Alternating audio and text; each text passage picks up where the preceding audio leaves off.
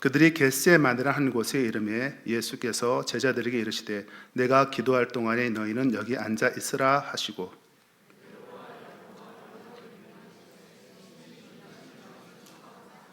말씀하시되 내 마음이 심히 고민하여 죽게 되었으니 너희는 여기 머물러 깨어 있으라 하시고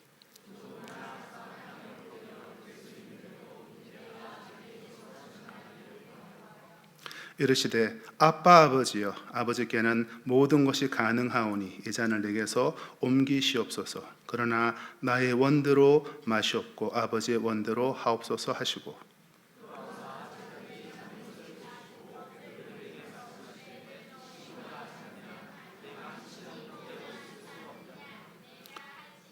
시험에 들지 않게 깨어있어 기도하라. 마음에는 원으로 돼 육신이 약하도다 하시고 다시 오사 보신즉 그들이 자니 이는 그들의 눈이 심히 피곤함이라. 그들이 예수께 무엇으로 대답할 줄 알지 못하더라.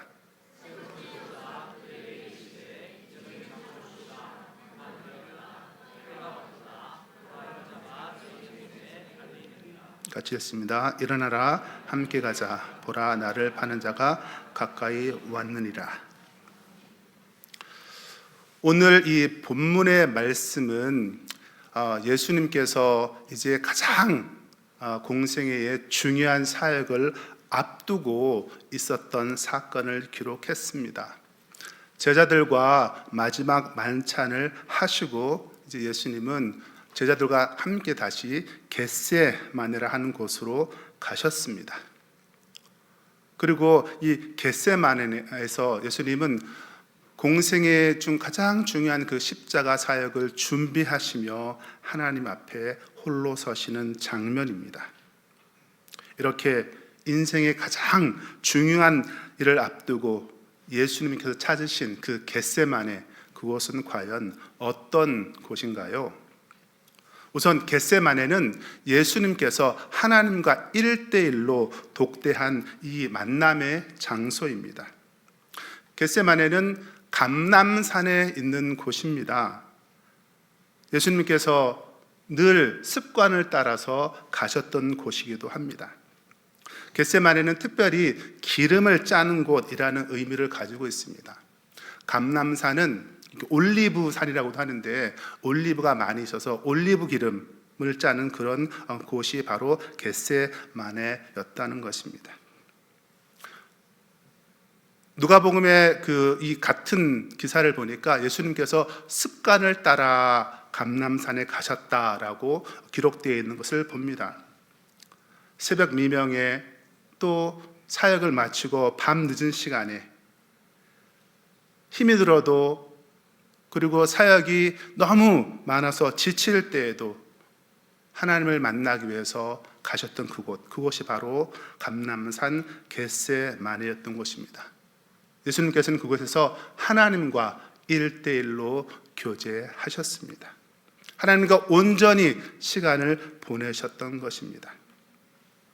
이제 예수님은 얼마 안 있으면 병사들에게 잡히시게 됩니다.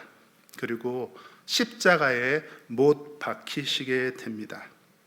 이 절대적으로 중요한 일을 앞두고 예수님은 당신이 늘 하시던 대로 감람산을 찾으셨습니다. 그리고 겟세마네에 이르셨습니다. 이곳에서 예수님은 그 마지막 시간을 하나님과 함께 하셨던 것입니다. 그렇다면 저와 여러분에게 이 겟세마네는 어떤 곳일까요?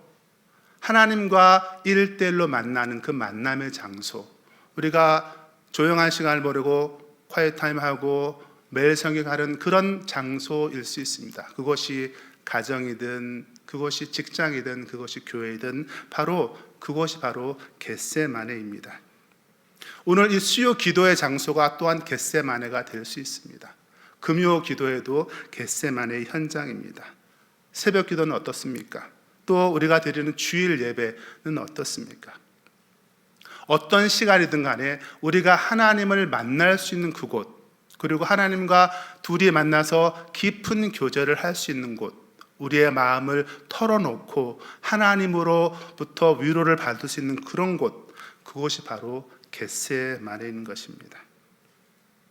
관건은 이 장소, 이 겟세마네가 우리에게 과연 있는가 하는 것입니다. 우리 인생에 있어서 가장 중요한 일을 앞에 두고 우리가 이 겟세마네를 예수님이 그러셨던 것처럼 습관을 따라서 찾을 수 있는가 하는 것이지요. 세상 사람들은 중요한 일을 앞두고 여러 곳을 찾습니다. 그 중에 한 곳이 바로 점치는 곳이지요. 자신의 미래를 알고 싶어 합니다. 저를 찾아가 기도하기도 합니다. 공덕을 쌓으며 마음의 평안을 누리고 싶어 하기도 하지요. 또 어떤 사람들은 중요한 일을 앞두고 자신의 멘토를 찾거나 스승을 찾아갑니다. 그들의 조언을 듣고 결정을 하기 위해서입니다.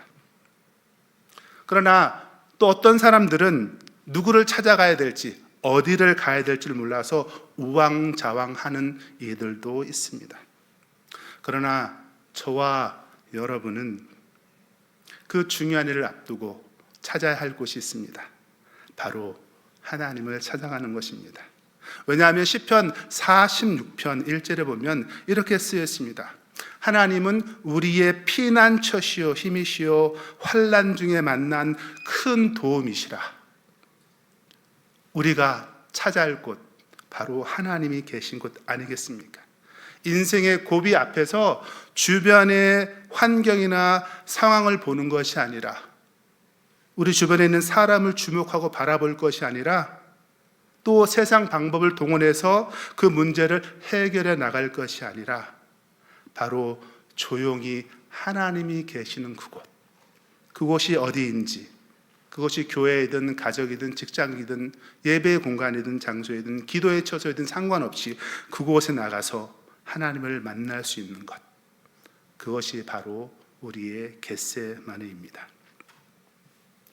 그렇다면 예수님께서는 그 겟세마네에서 하신 그 일은 어떤 것이었습니까?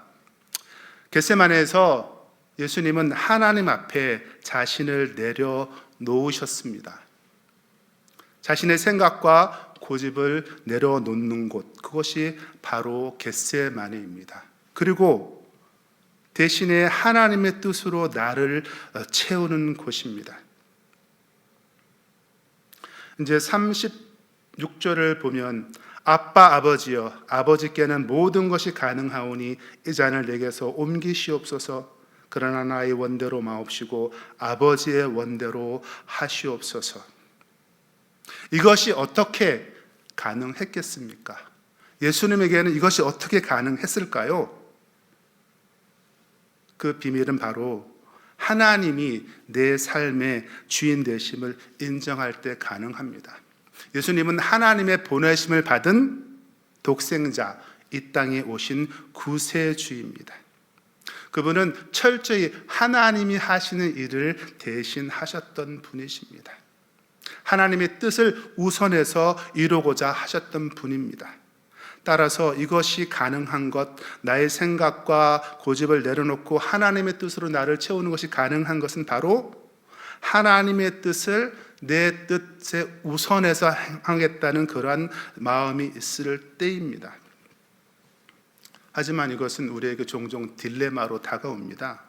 왜냐하면 우리의 생각과 우리의 뜻을 내려놓는 것이 생각만큼 쉽지 않기 때문이지요. 하나님을 섬기면서 하나님 일을 하면서도 내 계획과 내 뜻을 우선해서 일을 처리하는 경험들, 저는 많이 가지고 있습니다. 여러분은 어떠십니까? 교회에서 우리가 주어진 그 역할들을 감당하면서 어려움을 겪는 이유 중에 하나는 바로 내 계획과 내 뜻이 받아들여지지 않고 그럼으로 인해서 마음이 상할 때가 아니겠습니까? 내 뜻이 관철되지 않으면 사람들이 나를 거부했다고 생각할 때 기분이 나빠지지요. 그리고 사람들이 나를 인정하지 않는다고 느껴지기도 합니다. 하지만 예수님께서는 하나님의 뜻을 이루시기 위해서 철저하게 자신의 뜻을 내려놓으셨습니다. 우리는 이 본문에서 그렇기 때문에 예수님이 마음이 상하셨다는 것을 볼 수가 없습니다. 하나님으로부터 무시당하셨다는 것을 또 찾아 읽을 수도 없습니다. 하나님이 우리 삶의 주인 되심을 인정할 때, 내가 하나님 주신 사명을 기꺼이 감당하기를 마음먹을 때, 그때 저와 여러분 비로소 하나님 앞에서 우리의 생각과 뜻을 내려놓을 수 있게 됩니다. 예수님께서는 겟세마네에서 기도하시며 하나님 앞에서 자신을 철저히 내려놓으셨습니다. 그리고 저와 여러분을 대신해서 십자가에 달려 돌아가셨습니다. 12월입니다. 12월 하면 저희들은 성탄을 기다리죠. 이 땅에 구세주로 오신 예수님의 탄생을 즐거워하며 기뻐합니다. 우리의 교회, 집, 그리고 거리 곳곳이 아름다운 성탄 트리와 그리고 장식으로 채워지는 것을 볼 수 있습니다. 그런데 이 예수님의 생애를 저희가 가만히 보면 예수님의 그 생애는 전적으로 저와 여러분을 위한 십자가 사역을 완성하기 위한 그런 여정이었습니다. 성경은 이야기합니다. 아들을 낳으리니 이름을 예수라 하라. 이는 그가 자기 백성을 그들의 죄에서 구원할 자이심이라 하더라. 예수님이 이 땅에 오신 그 원래의 목적, 바로 저와 여러분의 구원에 있습니다. 예수님께서는 기도 중에 그래서 이렇게 고백하셨던 것입니다. 하나님, 아빠, 아버지께는 모든 것이 가능합니다. 제가 십자가를 지지 않게도 하실 수 있지 않습니까? 이 잔을 제게서 옮겨 주시옵소서. 그러나 나의 원대로 마옵시고 아버지의 원대로 하옵소서. 하나님 앞에서 철저하게 자신의 생각과 뜻을 내려놓으셨던 곳, 그곳이 바로 겟세마네입니다. 그렇다면 또 겟세마네는 어떤 곳인가요? 예수님에게 그 겟세마네는 어떤 의미를 가지고 있는가요? 그곳은 또한 다름 아니라 예수님께서 하나님의 나라를 위해서 희생하기를 결단한 장소입니다. 제자들과 함께 겟세마네에 오르신 예수님은 매우 마음이 신란하고 슬픈 그런 상태에 있었습니다. 제자들에게 말씀하십니다. 내 마음이 심히 고민하여 죽게 되었다. 얼마나 힘들었을까요? 그 예수님의 마음은. 그리고 제자들에게 말씀하십니다. 깨어서 기도하라. 그리고 나서 예수님은 얼마 떨어지지 않는 곳에 가서 기도하십니다. 그 기도하시는 그 모습이 누가복음에 자세히 기록되어 있습니다. 얼마나 간절히 기도하셨든지 땀이 땅에 떨어지는 핏방울 같았다라고 기록하고 있습니다. 예수님은 이제 날이 새면 본인에게 어떠한 일이 닥칠 줄 이미 알고 계셨습니다. 자신과 함께 3년을 동고동락하던 12명의 제자들 중에 한 명이 자신을 배반할 것을 아셨습니다. 그리고 그 제자의 배반으로 인해서 자신은 군사들에게 잡혀갈 것을 아셨습니다. 그 위에 유대인과 그리고 대제사장들 공회 앞에서 조롱과 수치를 당할 것을 아셨습니다. 그리고 마침내 빌라도에 의해서 십자가형이 확정되어 십자가에서 처형당할 것을 아셨습니다. 그럼에도 불구하고 예수님은 그 잔을 받으시기로 결단하신 것입니다. 이 겟세마네는 내가 나에게 주어진 그 사명을 회피하는 자리가 아니라 그것을 기꺼이 받아들이는 결단의 자리, 그것이 바로 예수님께서 보이셨던 모범의 자리였습니다. 성경은 말합니다. 그가 찔림은 우리의 허물을 인함이요 그가 상함은 우리의 죄악을 인함이라. 그가 징계를 받음으로 우리가 평안을 누리고 그가 채찍에 맞음으로 우리가 나음을 입었도다. 겟세마네는 예수님께서 하나님 나라를 위해서, 저와 여러분을 위해서 희생을 결단하신 장소였고 또한 그것을 몸소 실천하신 장소였습니다. 그리고 예수님께서 제자들에게 이제 말씀하십니다. 때가 왔도다. 일어나라. 함께 가자. 여기서 잠시 제자들에게 그렇다면 이 겟세마네가 어떤 장소인지 한번 살펴보기를 원합니다. 제자들에게 겟세마네는 자신들에게 얼마나 중요한 일이 다가오는지 모른 채 그저 스승 되신 예수님을 따라 나섰던 곳입니다. 예수님은 심히 고민되어서 그 마음이 죽을 것 같았는데, 그래서 깨어 있으라고 기도 부탁을 했는데, 그럼에도 불구하고 육신이 너무 피곤하여서 잠들었던 곳이 겟세마네입니다. 그도 그럴 것이 이제 만찬이 저녁에 있었고요. 그리고 그 새벽에 이 동산에 왔으니 얼마나 피곤했었겠습니까? 하루가 너무 길지 않았겠습니까? 몸이 피곤한 것은 당연한 것이지요. 그래서 육신의 그 피곤을 감당하지 못해 눈꺼풀이 너무 무거워서 잠에 빠져버린 것입니다. 예수님께서는 3번이나 이 잠들어 있는 제자들을 깨우시는 그 장면도 나옵니다. 이러한 상황이었기에 제자들에게 있어서 겟세마네는 예수님께 있어서 겟세마네와는 다른 그런 겟세마네였던 것이죠. 그렇기에 예수님께서 잡히시던 그때에 제자들은 뿔뿔이 도망가고 흩어지게 되었습니다. 성탄절 하면 우리는 우리를 구원하기 위해서 이 땅에 오신 아기 예수의 탄생을 기뻐합니다. 예수님께서는 저와 여러분을 구원하시기 위해서 이 땅에 오셨습니다. 우리는 그 예수님의 사랑과 희생으로 인해 구원받고 하나님의 자녀가 되었습니다.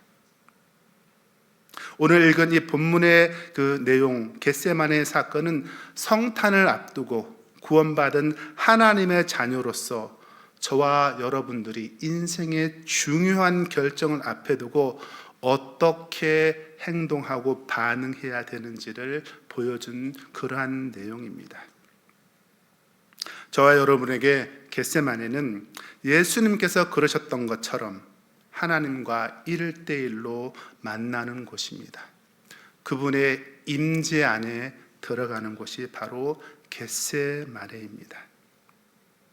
그리고 예수님께서 그러셨던 것처럼 겟세마네에서 저와 여러분은 우리의 생각과 뜻을 내려놓고 하나님의 뜻으로 우리를 채워갑니다. 그리고 예수님께서 그러셨던 것처럼 이 겟세마네에서 저와 여러분은 하나님 나라를 위해서 봉사와 수고의 희생을 하기를 결단하게 됩니다. 여러분의 겟세마네는 어떤 곳인가요? 여러분은 그 겟세마네를 가지고 있나요?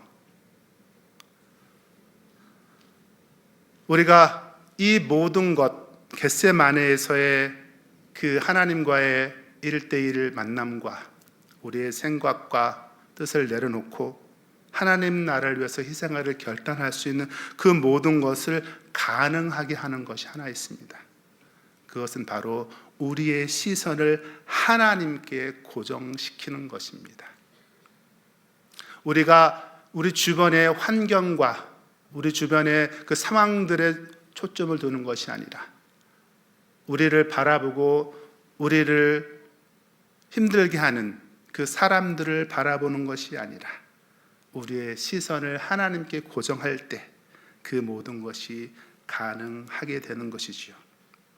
시성인이라는 찬양의 가사입니다. 내게로부터 눈을 들어 주를 보기 시작할 때 주의 일을 보겠네. 내 작은 마음 돌이키사 하늘에 꿈꾸게 하네. 주를 볼 때 모든 시선을 주님께 드리고 살아계신 하나님을 느낄 때 내 삶은 주의 역사가 되고 하나님이 일하기 시작하네. 성령이 나를 변화시켜 모든 두려움은 사라질 때 주의 일을 보겠네. 황폐한 땅 가운데서 주의 마음을 알게 되리. 주님을 볼 때 모든 시선을 주님께 드리고 전능하신 하나님을 느낄 때 세상은 주의 나라가 되고 하나님이 일하기 시작하네. 이제 말씀을 정리합니다. 예수님께 있어서 겟세마네가 있었던 것처럼 우리에게 그 겟세마네가 있다면 우리는 하나님이 일하시는 것을 경험하게 될 것입니다. 이 땅을 변화시키시는 그 하나님의 그 역사 가운데 우리가 동참할 수 있게 될 것입니다.